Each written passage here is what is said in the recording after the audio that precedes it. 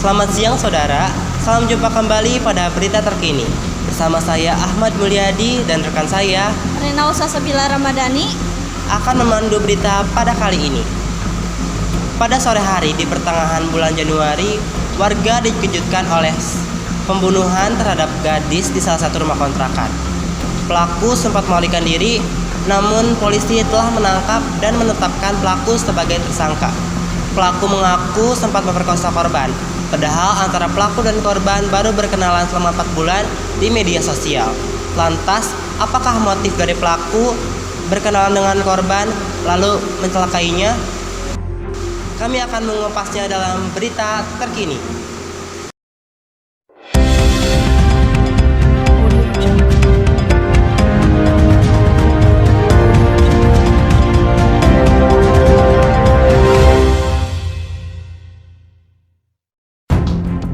Polisi menyebut kasus ini bermula saat pelaku dan korban berkenalan di dunia maya. Awalnya pelaku mencari korban melalui salah satu aplikasi media sosial.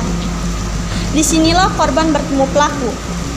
Polisi menyebut pelaku dan korban baru berkenalan sejak Oktober tahun lalu, hingga akhirnya pertengahan Januari lalu pelaku mengajak korban untuk bertemu untuk minum kopi. Pelaku meminta korban menjemputnya. Korban pun menyetujuinya. Alih-alih mengopi bareng, korban malah mengalami kekerasan seksual dan dibunuh karena melawan. Kasus pemerkosaan dan pembunuhan seorang mahasiswi yang dibunuh teman barunya mendapatkan sorotan dari pengamat. Mulai dari modus pelaku yang mengajak korban berkenalan dan tega membunuh korban. Selengkapnya reporter berita terkini, Siti Saada akan mengulasnya untuk Anda. Saudara, seorang pemuda di Purwakarta tega membunuh teman perempuannya lantaran melawan saat ingin disetubuhi. Korban ditemukan tewas di rumah kontrakan pelaku dengan kondisi tangan dan kaki terikat. Sekarang saya sedang berada di Kecamatan Surakarta yang menjadi tempat lokasi perkara terjadi. Saya pun ingin mencari lokasi persisnya.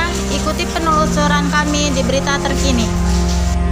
Kami menyusuri Gang Purwajaya. Di sana ada sebuah rumah dengan tembok berwarna biru yang masih dipasang garis polisi di rumah. Itulah pelaku menyetubuhi dan membunuh korban pada pertengahan bulan Januari.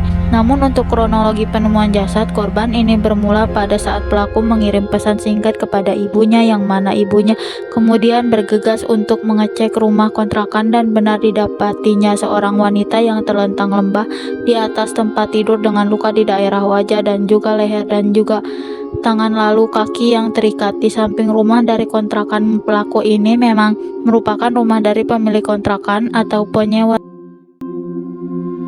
Sekarang saya sedang bersama Ibu Dewi. Ibu Dewi ini adalah saksi dalam kasus pembunuhan ini.